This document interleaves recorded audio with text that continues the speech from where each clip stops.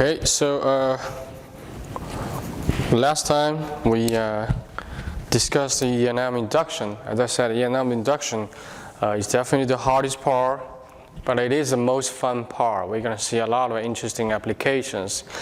It is the hardest part because you're going to use all the theories we have learned so far in this part, okay? So first of all, I showed you that in order to create an electric current using a magnetic field, you need to change the magnetic flux. That's what physicists figured out, right? So the easiest way to change the magnetic flux through a loop is to move the magnet, right? When you move the magnet, so the magnetic field is changing everywhere.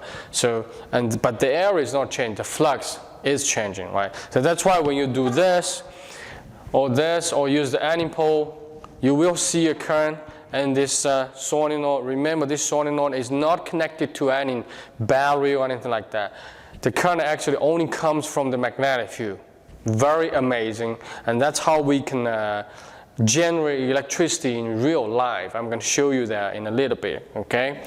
And then you can, so as long as the flux is changing, right? The flux, you don't see that, okay? You don't see a lot of things, but they do exist. The flux is not, you don't see that, but if you change the flux, it will induce a current, right? So even if I don't use this, I use this guy. This is a very strong magnet here. I can move this, you see?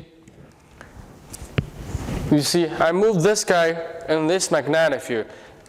So, okay, there will be magnetic field lines through this. I don't even need to draw that. As long as I'm moving anything, the flux through these loops is changing. So there will be current, right? But if I place it here, nothing at all, right? So that's, and microfaraday summarizing this law. So the EMF, which is just a voltage, the symbol we use just the script E. So for the voltage, okay, how does this guy get a current? Well, there must be a voltage generated in this loop, okay? Okay, very non-intuitive, but again, that's because you don't have direct experience with this. The first time I learned this, yeah, it was also weird to me, okay? But you practice, you do experiments, and it always agrees with the theory. Then you believe in this theory, right? So that's the law, and how do you use this law? Okay, first of all, if I want to find the magnitude, I get rid of all the negative signs, because even if you calculate change in flux, you don't always get a positive number. When the flux is decreasing, the change is negative number, right? You do final minus initial when you calculate the change in anything. So you will get a negative number. So you will have, this is already a negative number, right? It's already annoying. This guy may also have a negative number. So I'm just going to get rid of all the negative numbers because I'm calculating the voltage, okay? It's going to be like 5 volts, 10 volts, something like that, okay? What does this negative sign? Why do physicists put a negative sign here? Again, we want to include as much information as possible in a very nice equation. So this negative sign means the induced voltage or current is always going to be against the change in the flux.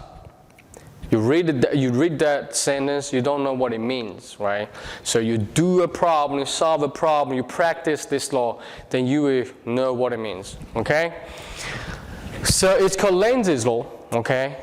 It's called Lenz's law, but the idea is this, okay? You have to figure out how the flux is changing in this process.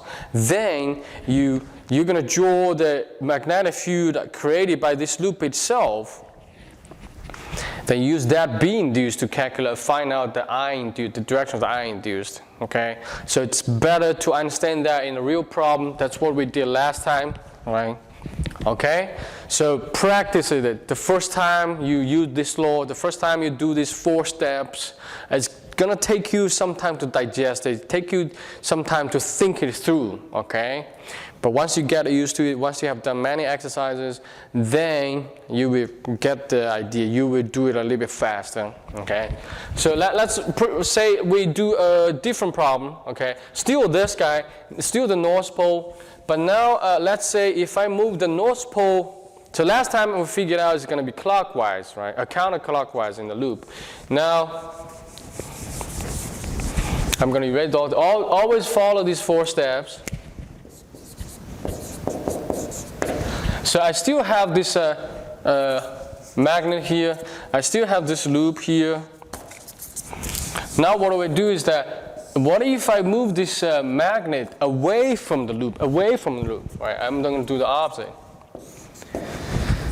Follow these 4 steps.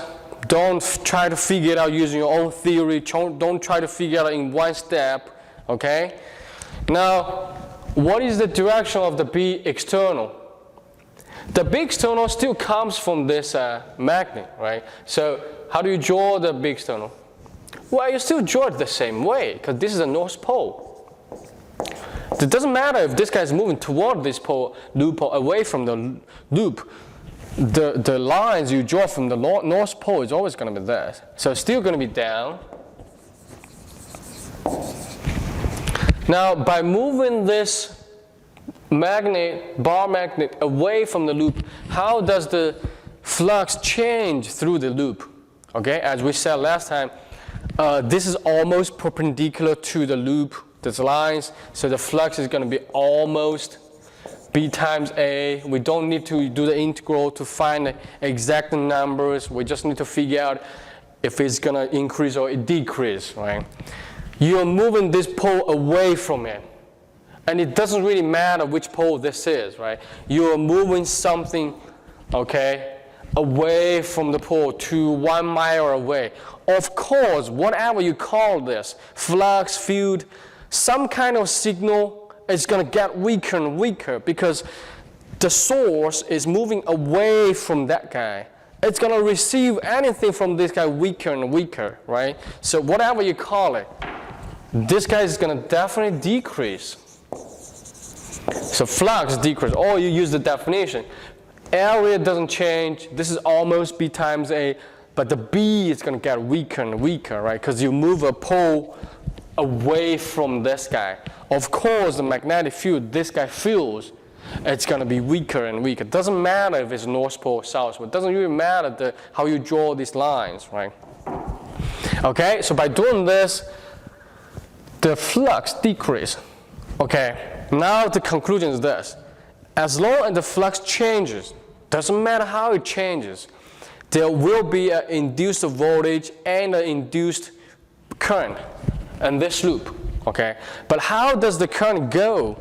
Because this is a loop, so the current can go either this way or that way, okay? How do I figure that out? That's when I use this theory backwards, okay? How do I use this theory backwards? Because you're going to first find out the magnetic field from this loop current, and then you use right hand to go back to find the direction of current.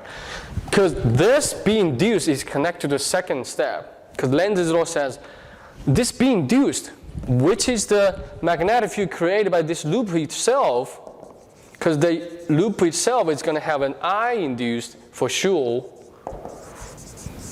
And this loop current has its own magnetic field. I'm going to call it B induced. This B induced is always going to fight the change.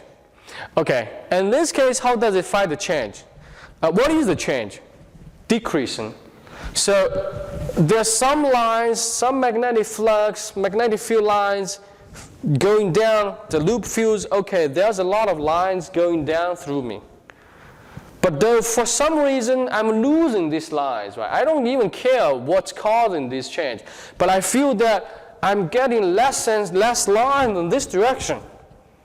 How do I fight that change? Well, I'm just going to produce my own lines in this direction, right? Because some people is taking away these lines from me. I don't like that. I want to fight the change. So I'm going to create my own lines in the same direction. So this is the direction of the B induced, okay? This loop is going to create from this law, because there's a law, okay? Now you can use this theory, because any loop current is going to have its own magnetic field. We first figure out the direction of the magnetic field it has, then we go backwards using right-hand rule to find the current. Okay? This guy is a loop, okay, placed in the horizontal plane, it's going to create a magnetic field down. How would you grab the loop, right? Well, you would have to grab the loop this way, right? If there's a loop here, you grab the loop this way, so your thumb is down. Because you want the thumb to be down. You just figure it out in the third step. This must be down in order to fight the change, okay? So it's always oppose the change, but these two guys don't have to be always opposite. Right, you see that some people, they remember that way. Oh, the big induced is always going to opt it to be external. No, it's always trying to fight the change, right? But if it's losing flux in that direction, it's going to create its own magnetic flux in that direction, right? Okay, so in order to create its own magnetic field, how would you grab the loop? You would have to grab it this way, right? When you grab it this way, you're going to see a loop current going this way. And you look at from the top, that's clockwise. Okay, so that also explains that. You see that you move this pole into or out of this solenoid, you will see the reading, you will see the numbers on this guy in different directions, right? For example, now I'm going to move it toward the loop, into the loop. You see the current going this way, right? It imagines the current that way. Now if I pull it out, it imagines the current that way, right? I pull it in, imagines the current this way. I pull it out, imagines the current that way. Because of this law, okay? This is not very intuitive, right? How do you explain this to a 3-year kid? No, not 3-year kid, okay, like a 9-year kid. Well, it's hard because they don't have experience with this, right? So you have to say, the only way you can say that, well, it's a law, right? That's what we discover in nature. So it's always like that. It's always like that. Okay, so that's another example we did. Now, again, it's a new theory, very non-intuitive, okay? You need to use many theories we have learned. The only way, okay, to understand it is to practice, practice, and practice. Okay, so now let's do more practice. Okay, so let's take a look at lecture 15, slide 8.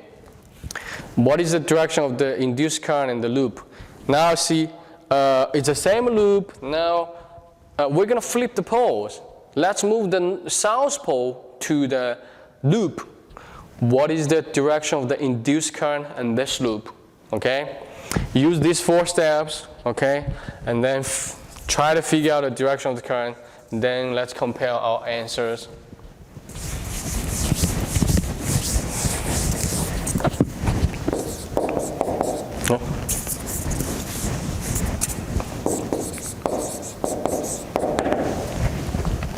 All right, so I hope you've found the right answer. Now let's do that. So still the same loop, right? This is a loop. Now there's a south pole. Well, it's a complete magnet, but the south pole is close to it, right? It's going to feel the magnetic field from the south pole. Follow these 4 steps, okay? Don't try to do it in 1 step. How do you find out the big external, the direction? Well, this is a south pole. How would you draw the magnetic field lines? Well, our convention is this. You would draw these lines going into the south pole, right? So it's almost up, so that's the first step, okay? So the loop feels there's a magnetic field through me up, right? I don't know, the loop doesn't know where this magnetic field comes from.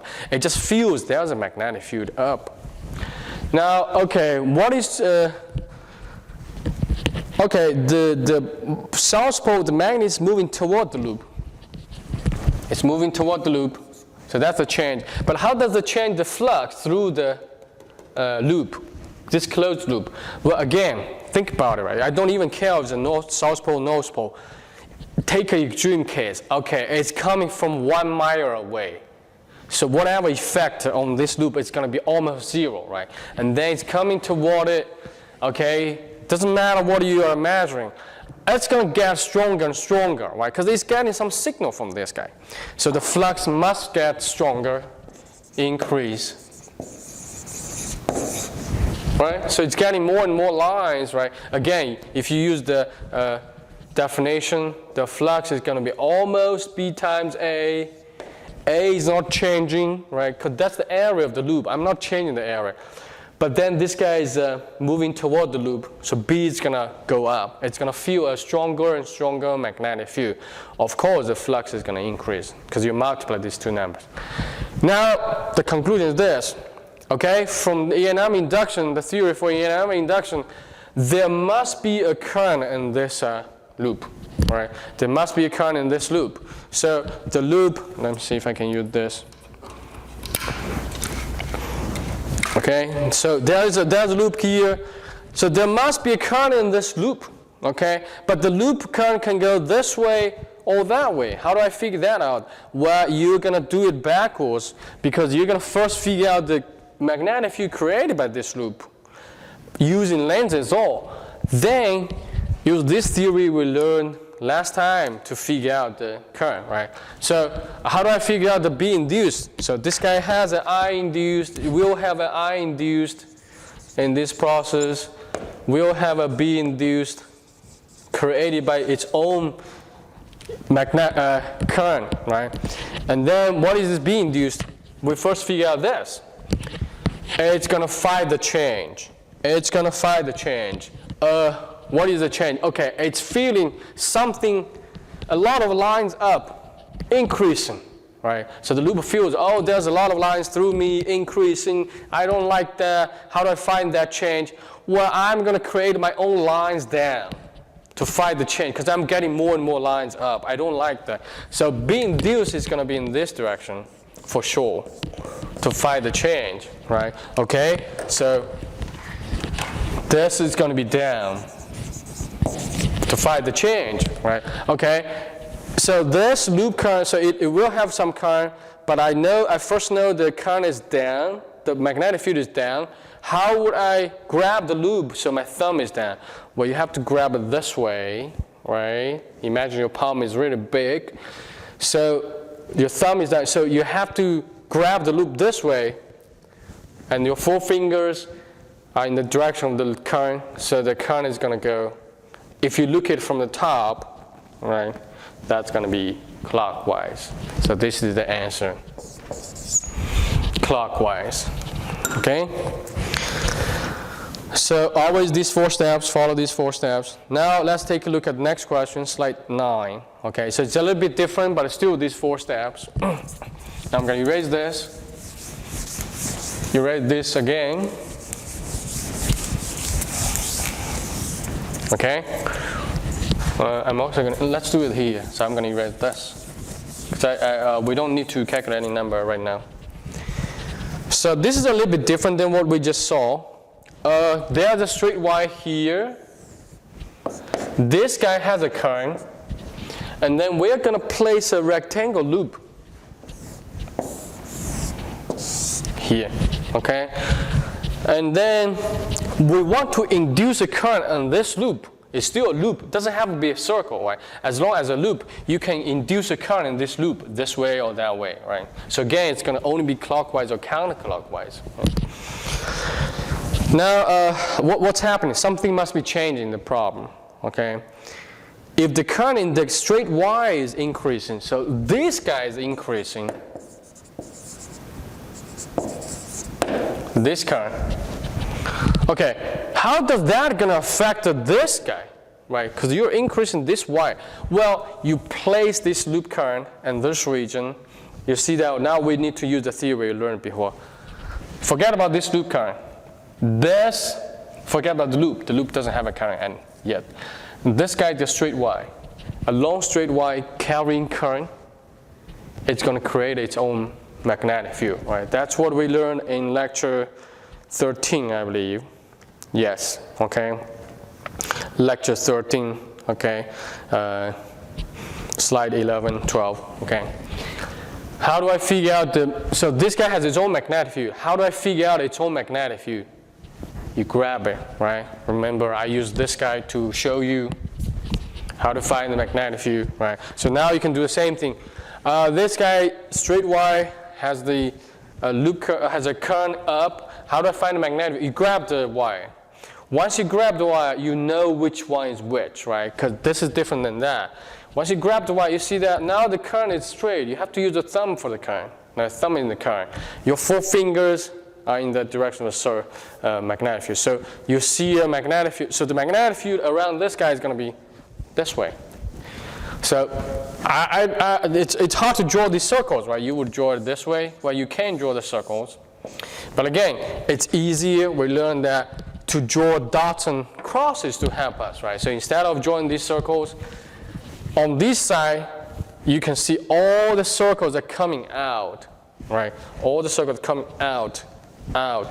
So I would just draw dots on this side.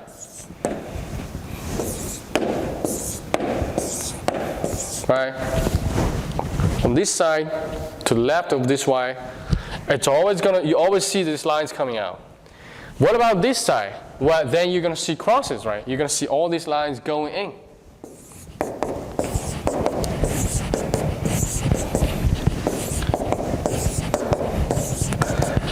That's the big external, right? So the difference between this problem and the previous one is that now the big external is not created by a bar magnet, okay?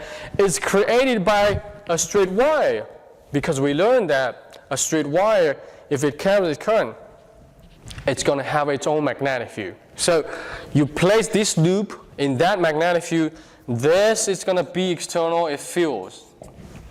And this loop doesn't even know if there's a straight wire to it, or if there's a bar magnet, or anything like that. This loop just feels there is a magnetic field into the page, okay, in this region, and I'm placed in this region.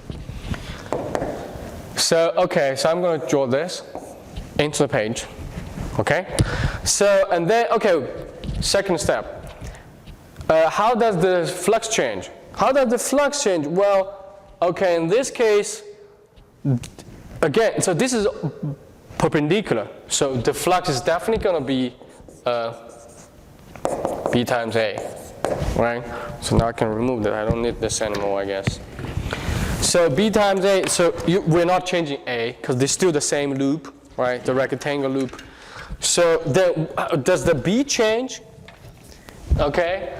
Well, where is this B? Where does this B come from?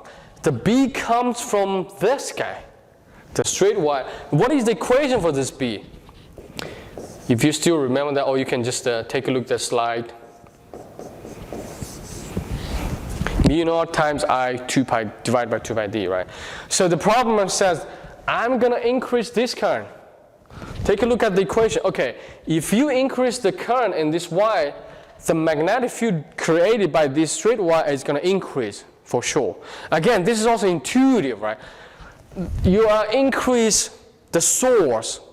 Of course, the whatever effect it creates, it's going to get stronger and stronger, right? The signal this guy receives is going to be stronger and stronger. It doesn't matter what this signal is, right? You're increasing the source. Okay? So that means this guy is going to feel a stronger and stronger B, right? So this is going to increase. All right? So the magnetic flux is going to increase through this loop. Okay? The flux is changing. If the flux through a through a closed loop is changing, there must be an induced current, induced voltage in this loop. What is the direction of the current? Because the current can go this way or that way, and it only has two options. We don't figure out the induced current directly. We figure out the B induced first, and then use this theory to figure out the I induced, right? Now this guy is going to fight the change, right? Always fight the change. This guy feels a lot of flux, a lot of magnetic field lines into the page through it. This guy doesn't like it. This guy is going to create its own magnetic field in the opposite direction, out of the page, to fight the change, right? So the B induced must be in this direction. So this guy is going to have its own magnetic field this way, right? This is going to be B induced. How does this guy create a magnetic field out of page? I'm going to use this theory, but I already know my thumb should be out of the page. How would you grab the loop? This is a rectangle loop. You can still grab it. You're going to grab it this way, so your thumb is out out of the page, so the current is actually going to be this way, so you grab it. So in this case, it's going to be counterclockwise. So you will see a current going this way in this question. Okay? Now this is this question. Now let's move on to the next one. What if the same question, right, slide 10, what if the current in the straight line is decreasing? Okay, now it's very, okay, do it, okay? And then let's compare our answers.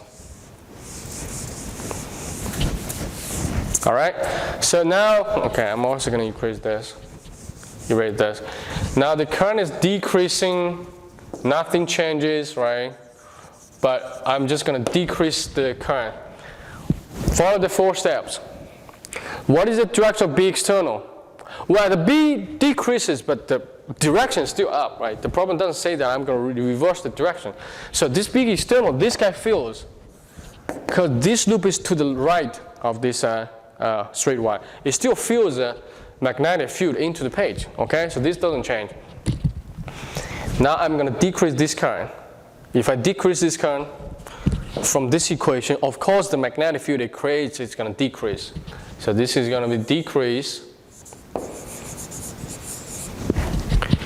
All right, again, intuitively, right? Okay, the signal is decreasing, the source is decreasing, the signal it sends out is going to decrease, okay? Okay, now B induced, so this guy will have a current, but I don't know if the current goes this way or that way. How do I figure that out? Well, I would use this B induced to figure out what would be the direction of the B induced. Fight the change, fight the change. The loop feels, there's a magnetic field lines through me into the page, but I feel like I'm getting less and less lines. I don't like that. How do I fight the change? Well, I'm going to create my own lines in the same direction to fight the change, because I'm losing lines in that direction. So B induced must be into the page. So this guy is going to create its own magnetic field into the page to fight the change. Okay? Now use the theory. You know that your thumb must be into the page at the end. How would you grab the loop? This way, right? You have to grab this way, so the current is going clockwise, so its own magnetic field is into the page, so that it's going to find the change. Okay? So this is a clockwise. All right? Now let's move on to the next question. Oh, still the same. What if now the current is not changing? The current, we don't change the current. What if the loop is moving up with a constant velocity? Okay, so again, something must be changing. Now in this case, again, follow these 4 steps. I'm not going to change the current. I'm going to move this guy up, move this rectangle loop up. What will be the direction of the current in the loop? Okay, think about it. Then let's compare our answer. All right, so okay, let's do this. First of all, this is not going to change, still into the page, because nothing's changing this way. How does the flux change? Well, what is changing here? This guy is moving up. When this guy is moving up, does this flux change? Well, first of all, the area doesn't change. B, does the magnetic field it feels changing? No, because I is not changing and the distance is changing, right? It's not changing. It's moving up, right? So the distance is still going to be the same. So that means the B is not changing, A is not changing, so no change. Okay, if there's no change, you don't even need to do this, right? Because this guy is going to be changing flux divided by changing time. That's the voltage. If there's no voltage, there's no change in flux, no voltage, no current, nothing, right? So if you move this guy up, you won't see any current here. So there's no current because the magnetic flux is not changing. You have to change the flux, okay? So you see that that's the law, okay? You have to make a very precise law. If you see like, I'm just going to move things around. Well, it's not the case, because in this case, I'm still moving things, but it's not creating any current, okay? So you have to change the flux. You have to define these things. Then you can find the right law, okay? Now the next part, slide 12. What if the loop is moving down with a constant velocity? Okay, easy, right? Think about it. If this guy's moving down, what would be the right answer? Okay, I'm sure everyone's going to get the right answer. Why? This is the same, still no change, right? You move it up, you move it down, beat doesn't change, 8 doesn't change, no change. No voltage, no current here, nothing, okay?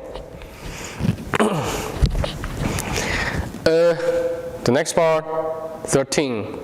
What if the loop is moving to the left? Okay. Now the move, I'm not going to move the loop to the down, I'm going to move the loop to the left. What would be the direction of the induced current in this loop? Okay. Follow these 4 steps. Okay. See if you can find the right answer. Okay. Now let's do that. So in this case, this is still into the page, right? Because I'm not doing anything with the source. Now, how does the flux change? In this case, it will change because area doesn't change for sure. But the B, because now if you move this guy to the left, you're moving it close to this source. So the D goes down, the B goes up, right? So this guy increases, so okay, so the flux is going to increase. Again, intuitive, think about it, right? You're moving this guy toward the source. Of course, it's going to get a stronger and stronger signal, whatever this signal is called, right? So the flux is going to increase. That the flux is something from this guy, the source, on this loop. Okay, if it's increasing, what about the B induced? It's going to fight the change, right? There will be a current here because the flux is changing, but what is the direction of the current? Well, let's figure out the magnetic field B induced first.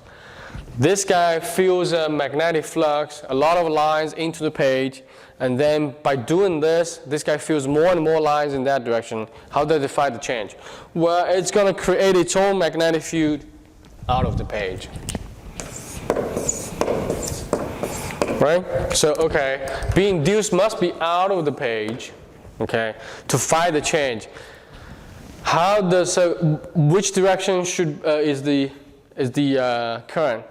You have to grab the loop this way, so your thumb is out of the page. So in this case, there must be a current this way, counterclockwise, so that it's fighting the change. Okay, you see that? You practice, you will get used to this theory, and then you will get a little bit faster. Okay, that's how you learn a new theory. Don't be afraid of new theories. Okay, especially in E&M, very non-intuitive, because we don't have direct experience with them. Now 14, what about the loop is moving to the right? Okay, I guess you can guess the answer, but again, follow these 4 steps. Do that as an exercise to help you get used to this theory, understand the theory. So in this case,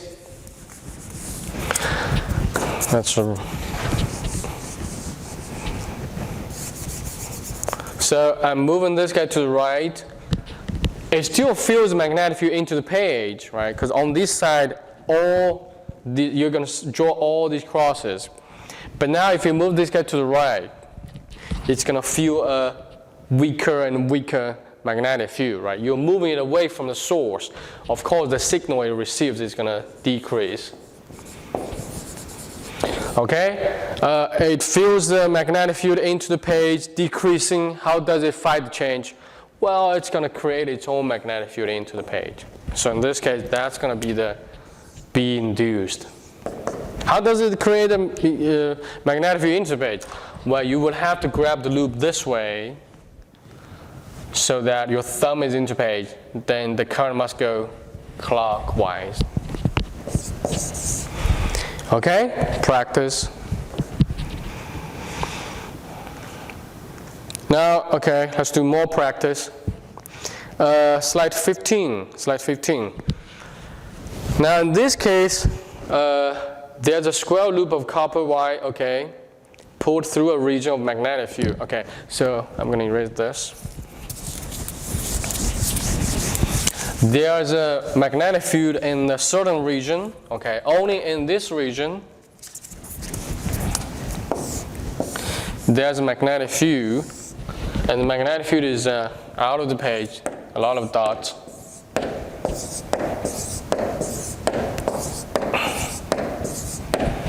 Okay, so what are we doing? The rectangle loop is going to be pulled through this whole region. So we want to find the magnetic field, the induced current, the direction of the induced current again, in this loop at different time. Okay, so first of all, I'm pulling this loop. Okay, but even before it enters this region, what is the direction of the induced current in the loop before the loop enters the field? Think about it. I hope this is an easy one. Okay, before it enters the loop, what is the direction of B external in the field?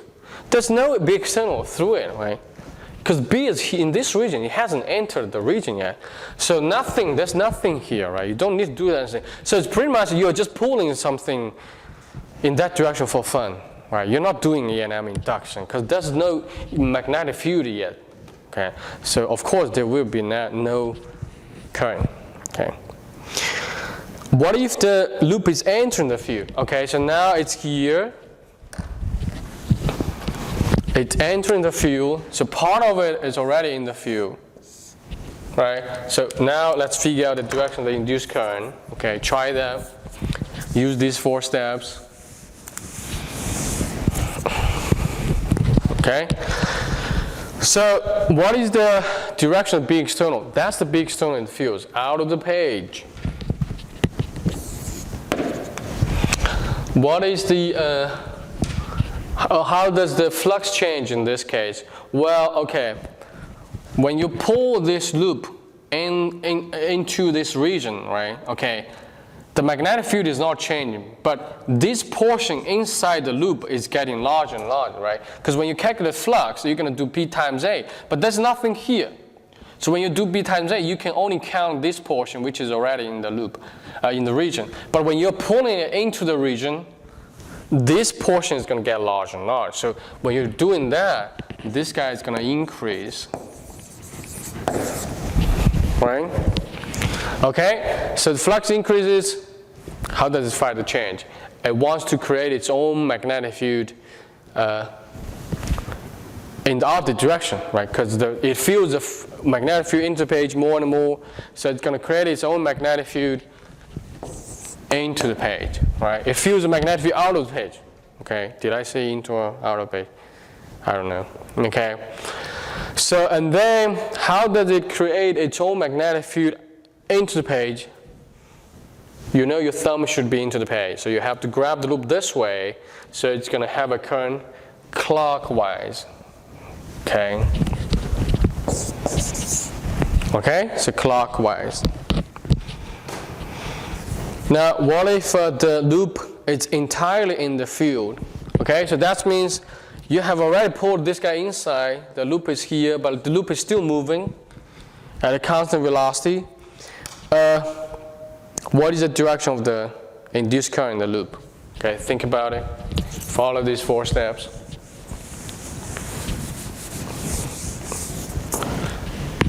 All right, so in this case, this doesn't change, right? We don't even need to rewrite this because we're not changing the B external. So it's always out of the page. Now, how does the flux change? Well, when it's entirely in the field, nothing is changing, right? Area is not changing, the B is not changing because this is a uniform magnetic field, okay? No change. If there's no change, there's no current, there's no voltage, nothing, right? You have to change something, okay? So there's no current when it's entirely in the field. Now, what about this? Slide 18. When the loop is leaving the field, so it's somewhere here, it's already leaving. Okay, follow these 4 steps. Okay, this guy is still the same because it still feels the magnetic field into the page. How does the flux change? Well, it's leaving the field. Of course, this guy is going to decrease. Then what will be the B induced? created by this guy itself. Well, it's losing flux out of the page, so it's going to create its own magnetic field out of the page, right? So to fight the change. Then what is the I induced? Well, you're going to grab the loop this way, so it has its own magnetic field out of the page. So that's going to be counterclockwise. Okay? All right, so we have done many problems. So now let's take a look at this one. So now we're going to use the Faraday's law to calculate some number. But this is actually an easy part, right? This is the hard part, finding out the direction. But again, you practice, your brain is going to remember these 4 steps for you, right? Because it's always going to fight the change, okay? But if you don't practice, right, you always need to try very hard. You need to force your brain to remember that, okay? Now, let's take a look at slide 19. Okay, so now we have some numbers. We're going to calculate the current. But first of all, let's still figure out the direction of the current. So you place a coil and the magnetic field out of the page, right? Then what is changing here? The magnetic field steadily increases from 0.45 Tesla, from 0 to 0.45 Tesla over 3.5 seconds. So, okay, so it's pretty much like this. There's a magnetic field out of the page.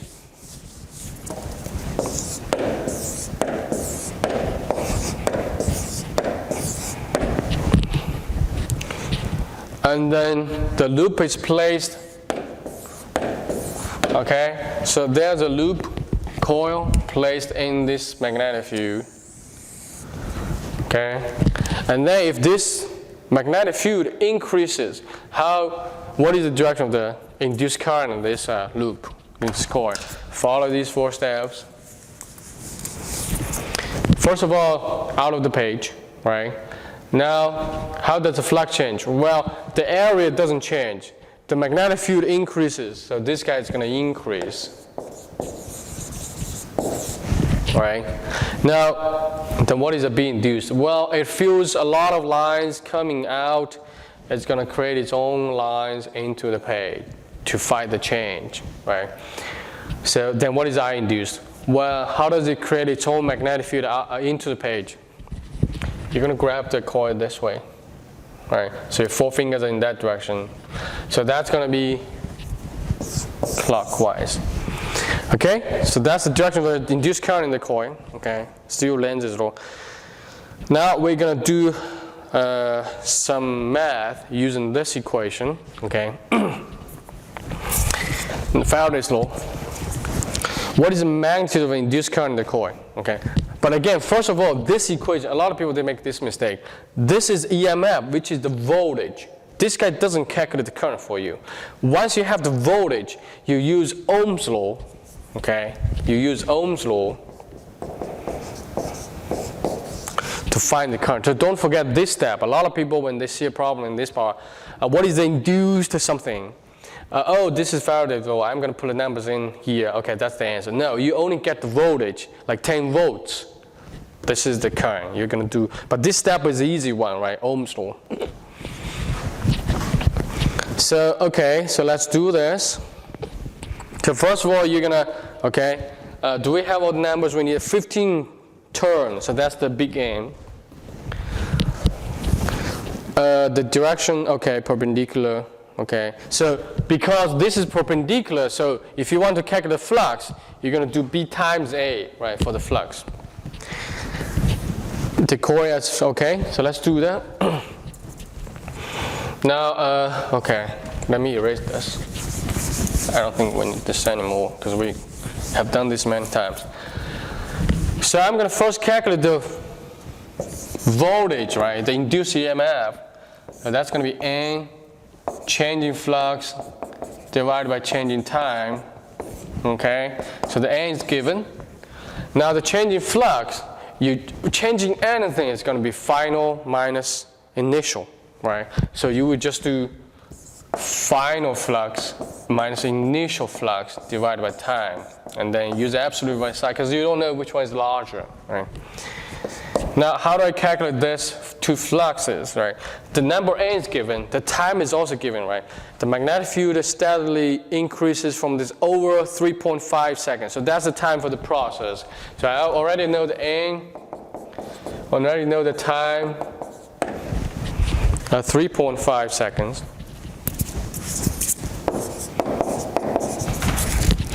So the only thing I need to calculate is the flux. But again, flux, you never need to integrate anything in this part, right? It's always going to be the special cases. In this case, the magnetic field is perpendicular to the surface, B times A, right? So, and then the A is not changing here, right? So if you want to calculate final flux, you're just going to use the final B times A. And then what is the initial flux? It's going to be initial B times A. Again, use the absolute sign to make sure everything is positive. Okay, so you can even, and then this A is going to be, it's a circle, it's going to be pi r squared, right? So you will get, and you can even factor out this A.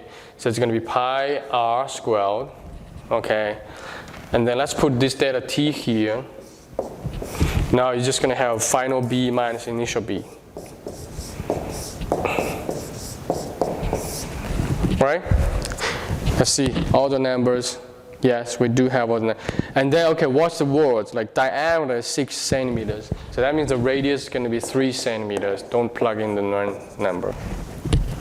Okay, so we will have all these numbers here. B final and B initial. The magnetic field increases to 0.45. Okay, so the initial is 0.05. The final is 0.45, right? So these are the two numbers we're going to plug in.